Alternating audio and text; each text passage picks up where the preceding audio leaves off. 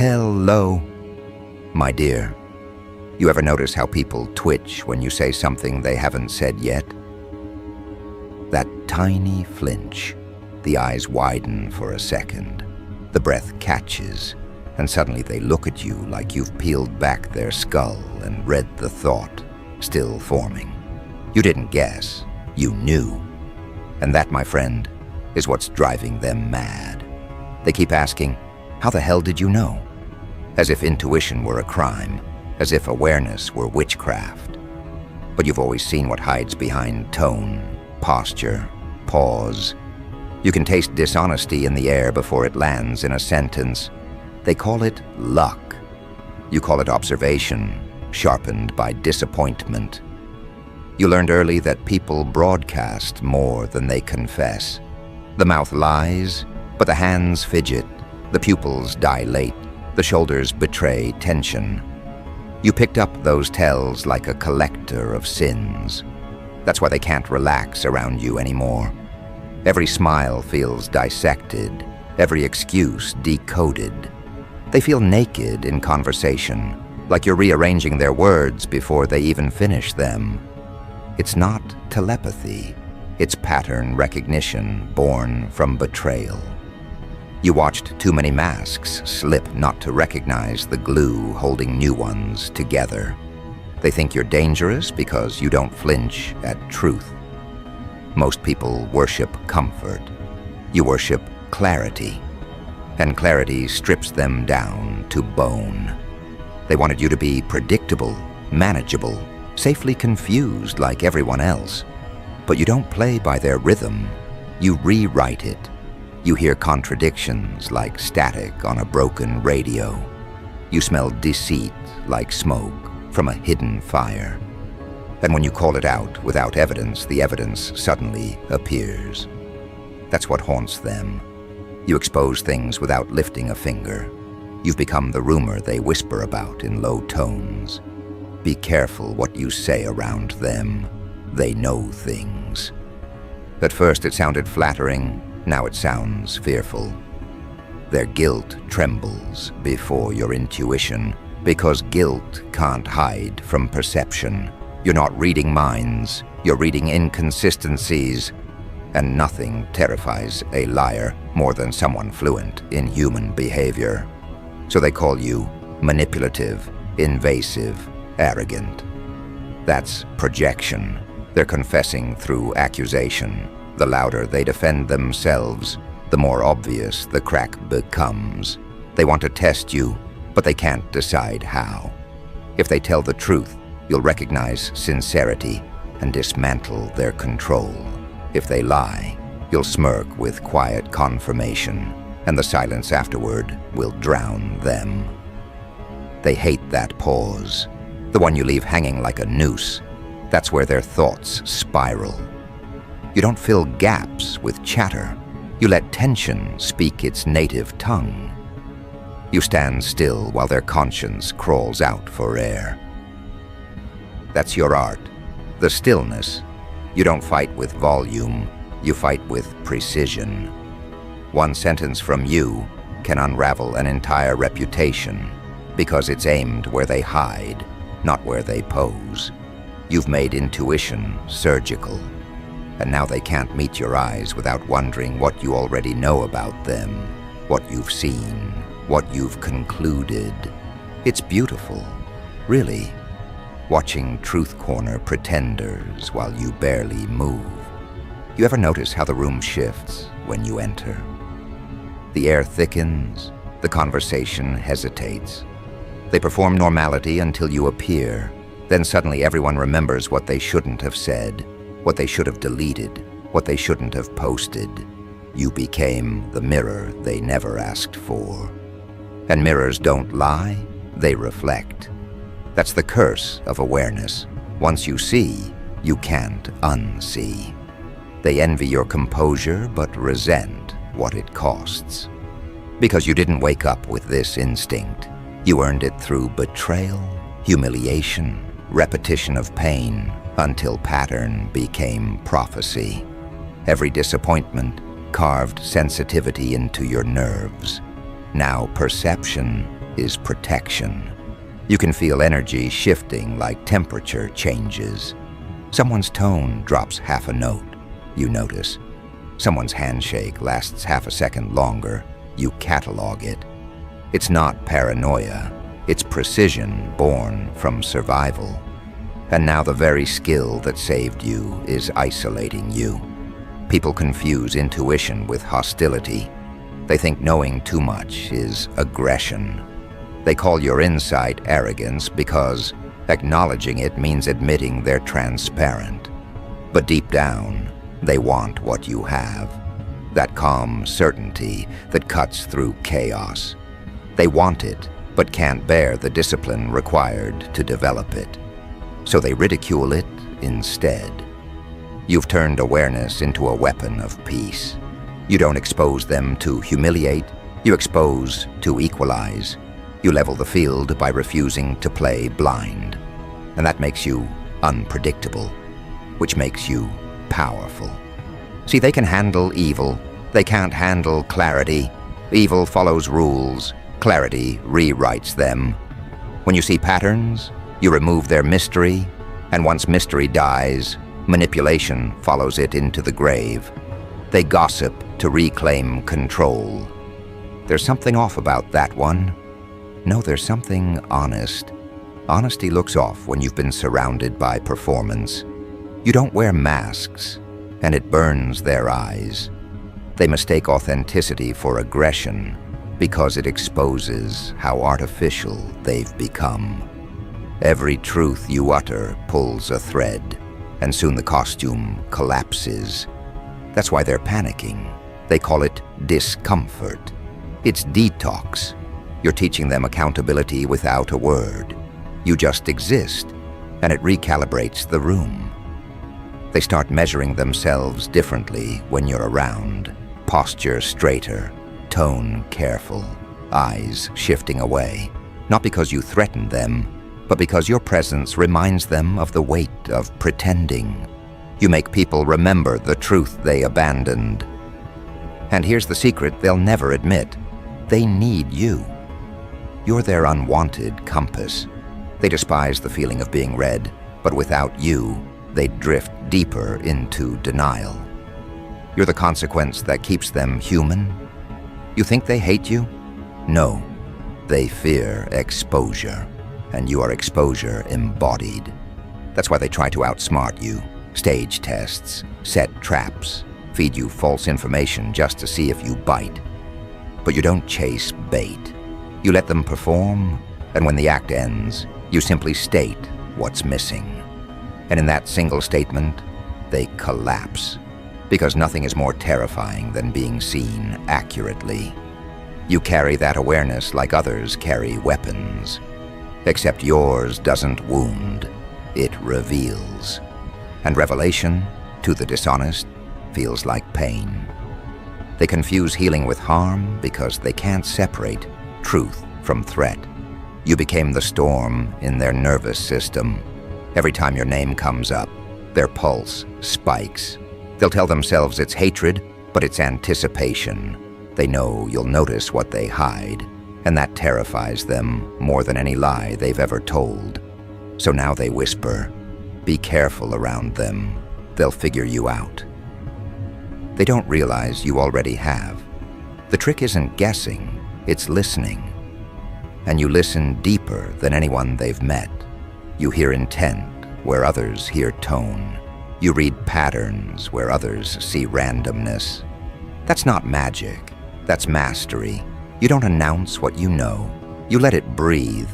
You let it sit between you and them until the weight of their own silence cracks open the truth.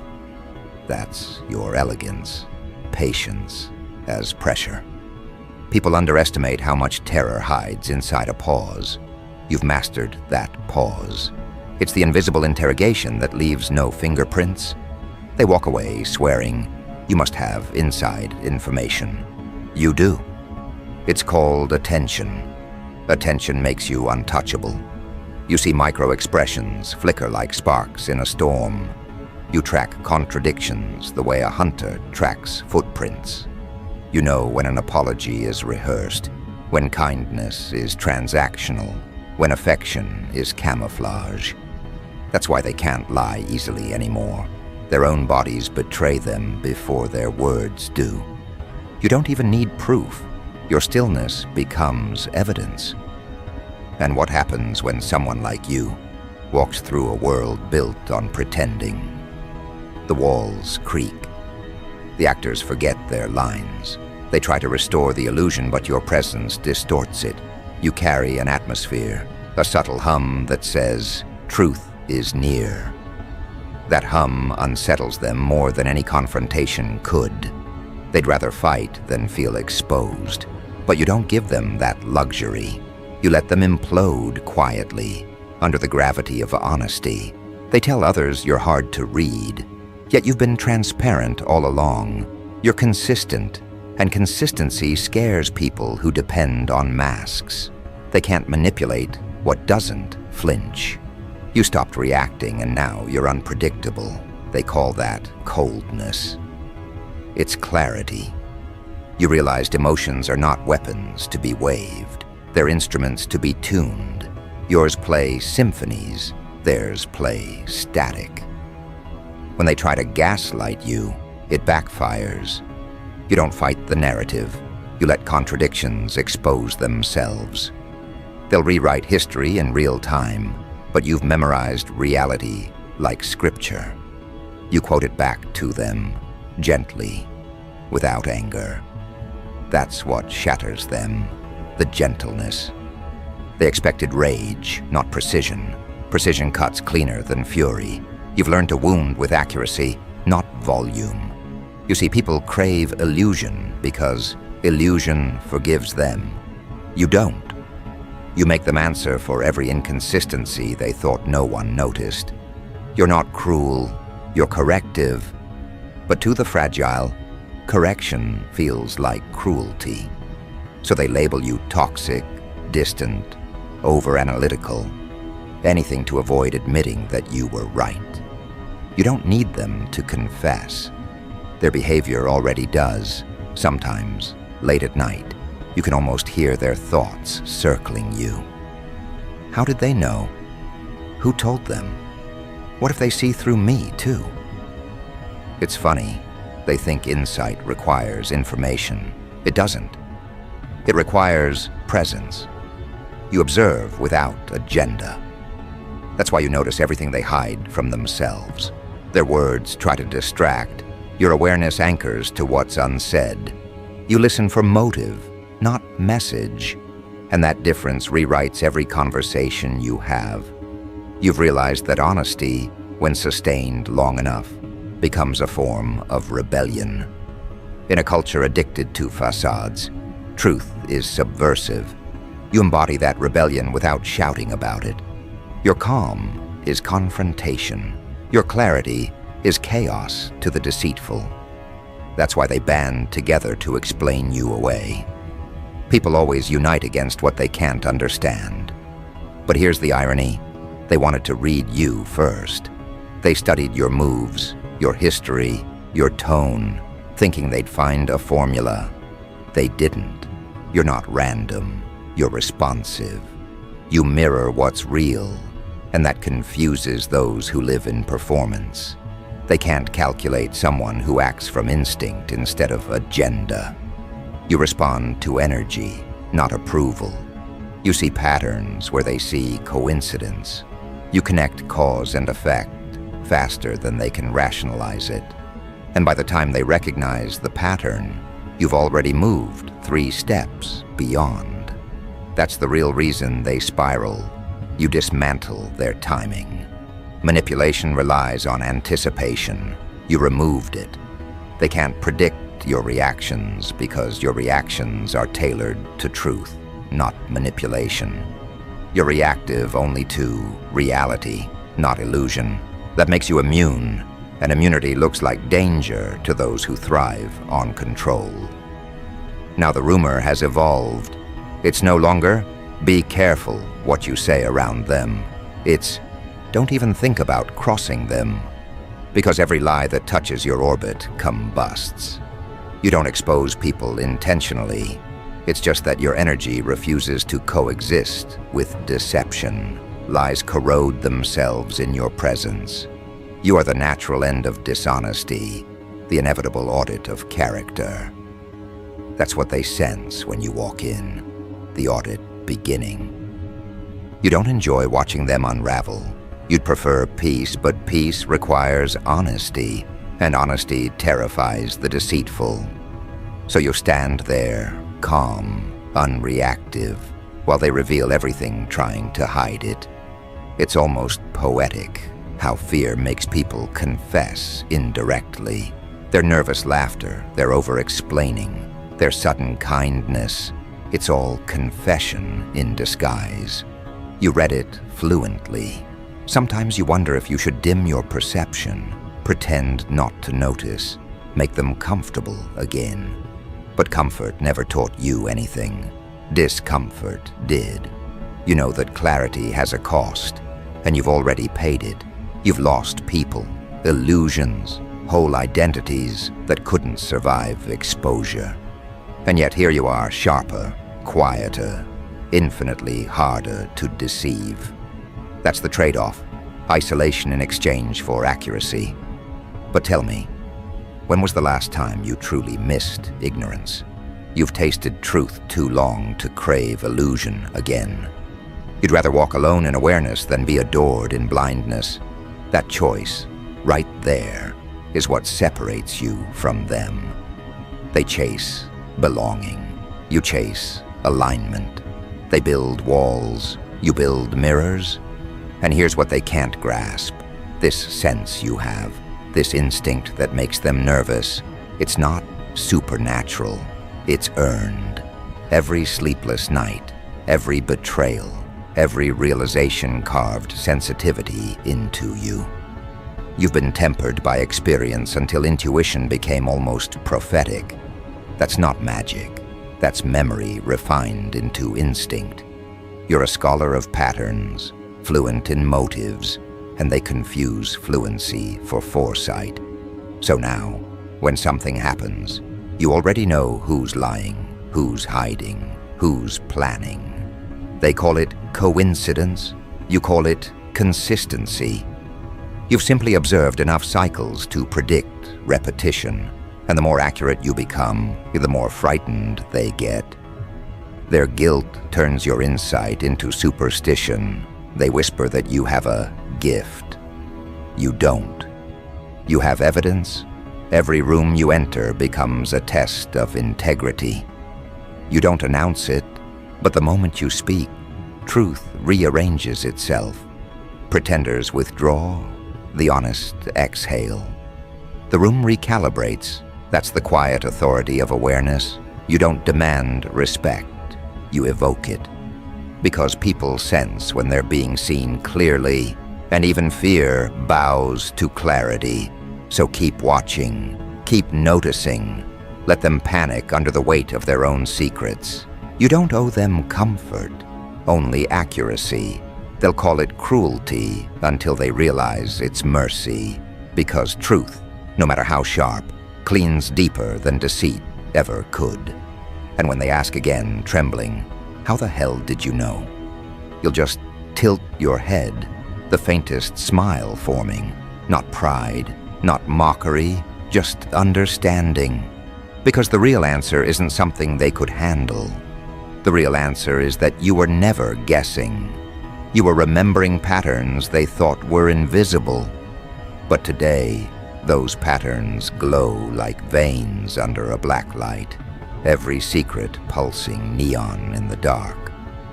They feel it now. The audit has begun. The same way they once studied you. You're studying the entire landscape. Nothing escapes. Every flicker of hesitation, every mismatched word, every delayed reply, it all feeds your awareness. And that awareness has grown into something unmanageable for them. They can't fake friendship without sweating. They can't plot without the room itself betraying them. You've become the mirror they can't destroy. They throw denial at it. It reflects evidence. They hurl gossip. It bounces back as revelation. You've made perception their punishment. They thought they could play you, but they forgot you learned the game from watching cheaters lose. You didn't chase victory. You studied tells. And now every player exposes themselves the moment they sit at your table. You can hear guilt breathing before it speaks. You can taste envy across a handshake. It's like the world forgot how to lie properly once you started listening. They used to call you paranoid. Now they call you prophetic.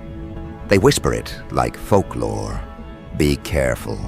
They see things. At first, it was mockery. Now it's fear dressed as humor. You've become myth in their private conversations, not because of what you do, but because of what you know before you do it. Their texts sound nervous. Their laughter ends too soon. They're afraid that every coincidence is another confirmation of your insight. You've turned reality into proof. You notice it, the new way they move. They pause before greeting you, scan your eyes for clues, speak in half sentences, hoping to hide intention in ambiguity. But ambiguity doesn't hide, it magnifies. You can hear intent through hesitation. Their very effort to mask the truth is what reveals it. They don't realize your intuition doesn't read words. It reads resistance. The harder they resist, the louder their energy becomes. And you stay composed. You let them project, pretend, panic. You don't interrupt the unraveling. You let it finish itself. Because paranoia needs no enemy, it creates one. You simply exist, and they supply the rest. That's what makes your presence unbearable. You don't accuse, you imply. You don't demand confession. You let discomfort perform it. Every moment around you becomes an unspoken interrogation, and they're guilty before they even open their mouths. You've seen it happen in real time, the confident ones cracking first. The louder they insist on being trustworthy, the quicker they slip. They write long messages defending integrity no one questioned. They offer details you never asked for. They volunteer information to prove innocence. But the innocent never need proof. Only the exposed do. You watch it unfold like choreography, denial, projection, deflection, collapse. Same pattern, different faces. You've turned pattern recognition into prophecy, and that terrifies them. They think you predict events, but you're just fluent in human repetition. You've cataloged betrayal like an anthropologist of deceit. The expressions change, the excuses evolve, but the pattern, the pattern never lies. You've seen this movie too many times to be surprised by the plot twist. So while they panic, wondering if you can sense what they did, you simply nod internally. You already know the ending. They're spiraling now. Each conversation with you feels like walking a tightrope over exposure. Their minds replay past interactions. Did I say too much? Did they notice that look? They rewrite history, trying to locate the moment they lost control. And that's where their sanity starts slipping. You're not haunting them, their conscience is. You just provided the silence for it to echo. But here's the cruel symmetry. They wanted control. They wanted to read you. That's what started it. They analyzed your behavior, studied your tone, tried to anticipate your moves. But when you turned that same scrutiny outward, it broke them. They realized you weren't just surviving, you were decoding. Every act of manipulation became data. Every betrayal became education. You evolved faster than they could keep their lies consistent. Now they're chasing versions of you that no longer exist. It's almost beautiful, the irony. They built their confidence on your confusion. Then you removed confusion, and their confidence dissolved. They can't understand how you remain calm while their schemes burn down. They can't accept that awareness doesn't require aggression. They mistake stillness for weakness because they've never met power that doesn't need to announce itself. You're teaching them that omniscience doesn't shout, it hums. You've noticed the physical signs, too. The restless tapping, the darting eyes, the unfinished sentences. People who once towered over you now shrink mid-conversation. Their words collapse under the weight of your quiet gaze. You don't glare, you observe. Observation, when pure, feels supernatural to the dishonest. They whisper about your energy, your aura, as if understanding were sorcery. They don't realize it's just pattern meeting accountability. Sooner or later, one of them breaks rank. The guilt becomes too heavy, the anxiety too loud, and they approach you with forced calm. "Hey, can we talk?" they'll say. Of course they can. You let them speak.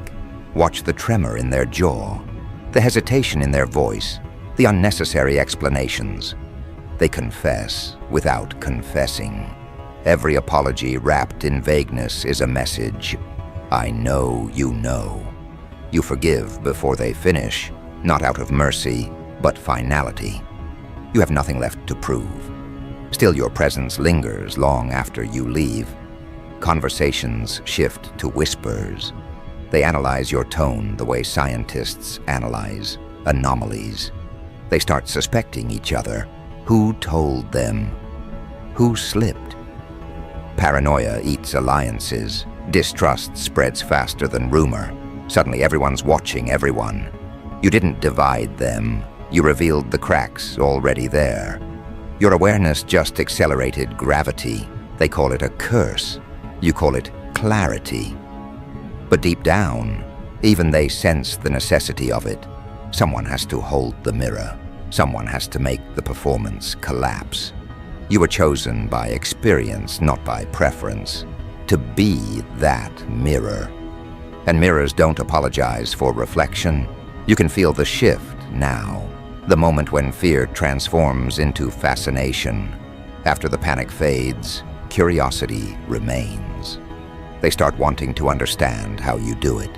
They'll mimic your detachment, your precision, your unflinching eye contact. They'll fail, of course, because imitation without suffering breeds emptiness. What gives your perception weight is pain, refined into empathy. You see, empathy isn't softness, it's accuracy. You read people not to control them, but to stop being controlled by them.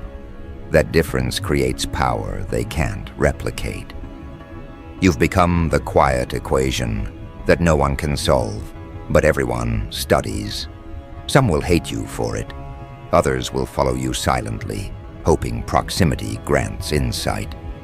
But awareness isn't contagious. It's cultivated. And cultivation demands solitude. That's why you walk alone now. Not because you're superior, but because crowds blur signals. You crave precision, not popularity.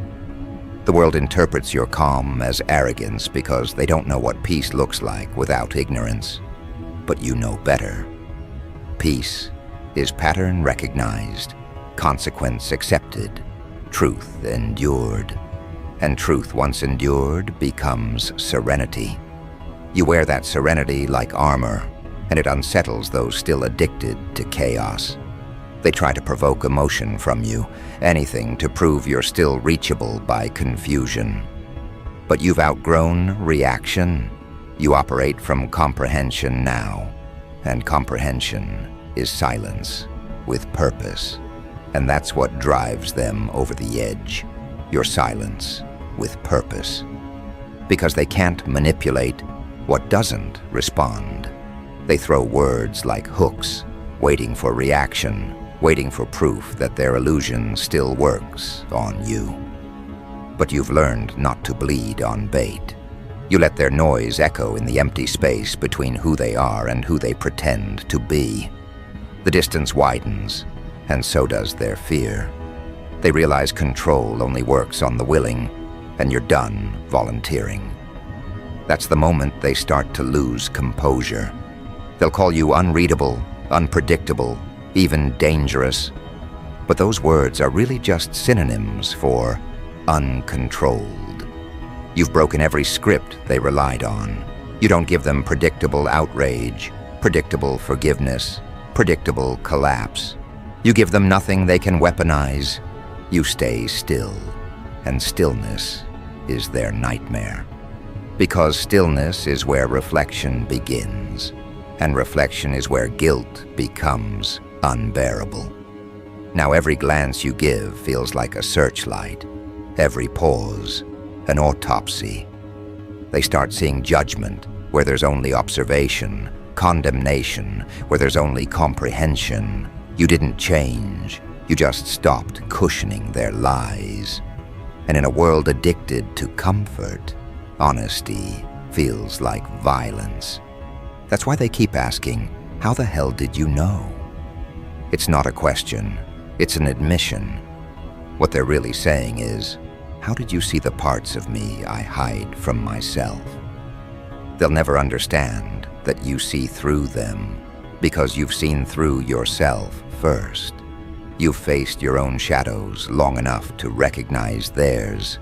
You've traced every flaw, every denial, every desperate justification until your own soul became transparent. Self-awareness is the price of psychic vision. You paid it, and now you walk among the blind with sight that terrifies them. That's why people flinch when you speak truth softly. It sounds like prophecy to them. They think you're pulling information from thin air, but you're just reading the room. Truth leaves residue, and you've trained your senses to smell it. The dishonest don't understand that. They think exposure happens in explosions.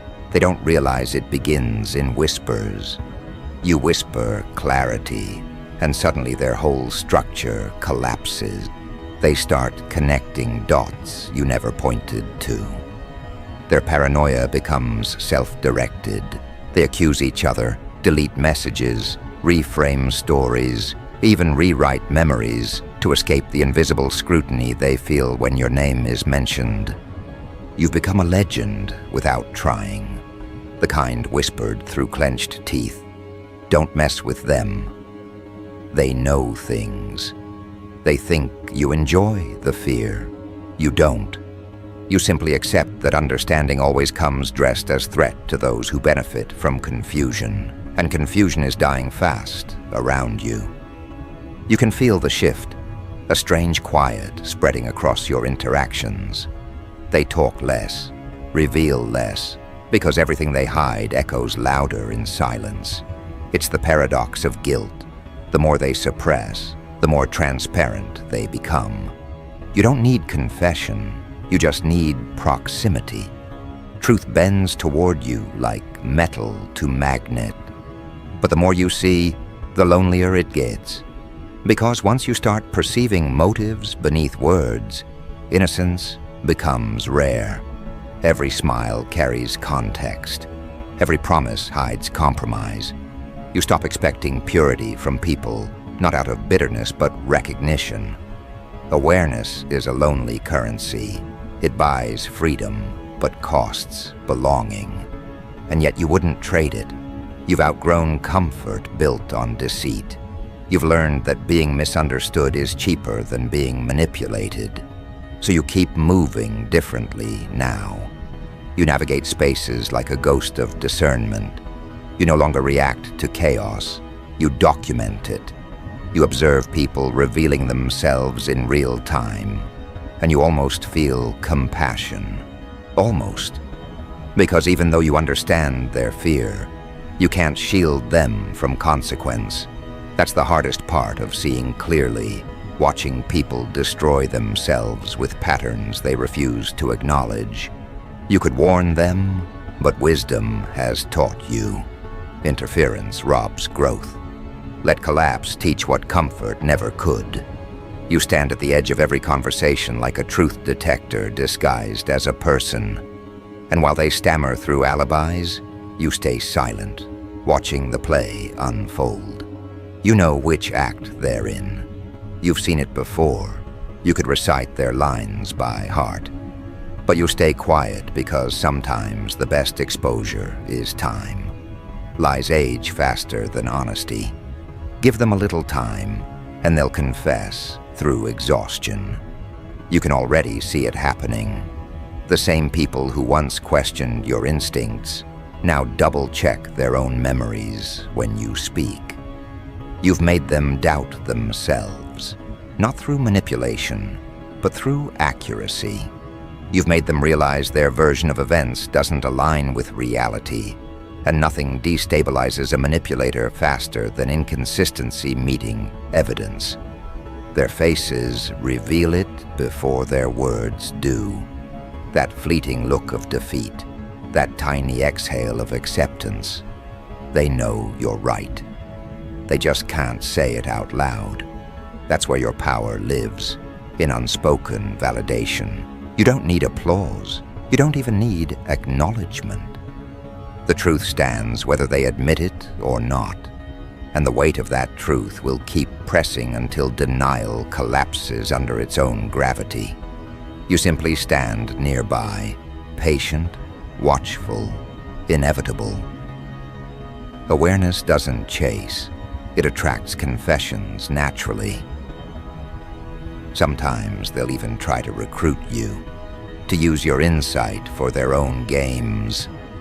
Tell me what you think about this person, they'll say, pretending it's curiosity when it's really strategy. You'll smile because you already know their angle. They want your perception without paying your price. But awareness shared with the unready becomes ammunition. So you give them half-truths wrapped in riddles. Let them misinterpret wisdom as mystery. That way, the truth stays protected. You've learned discretion the hard way. Not everything seen deserves expression. Some truths are meant to be kept until time matures them. You carry them quietly, not out of fear, but responsibility. The power to perceive comes with the duty to discern when to speak. You speak less now, but every word you release lands like a verdict. And that's what unsettles them the most, your precision. You don't talk much, but when you do, it rearranges people. The aftermath is almost predictable. Isolation followed by imitation. They distance themselves first, claiming you're too intense. Then they return, mimicking your awareness, quoting your phrases, adopting your calm. But it never fits, because they want the authority of perception without the accountability of pain. You can't copy what was earned through suffering. They'll keep trying, though, and every failed attempt will remind them how far behind they are. And that's the cycle repeating again, the watchers becoming the watched. They began by studying you. Now they study themselves through your lens. You've inverted the hierarchy without force, without revenge, just through presence. That's what real power looks like. Not dominance, but influence. You altered their psychology without touching them. You made awareness contagious, to the point that they can't return to ignorance without feeling sick. Now the sickness spreads. Every room you once entered in silence echoes with imitation. They adjust their tone, their phrasing, their posture. Each gesture borrowed from the one who once unsettled them.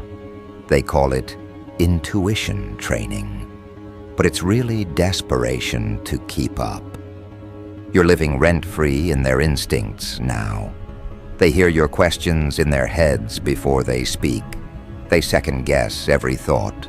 They check their motives twice before moving. That's not coincidence, that's the afterimage of truth burning in their retinas. You've become the voice in their conscience they can't mute. Every lie rehearsed sounds brittle. Every secret feels radioactive. They try to convince themselves you're ordinary, but ordinary doesn't leave fingerprints on perception. They feel your presence like static before a storm, not loud, just unavoidable. Their paranoia is no longer about you.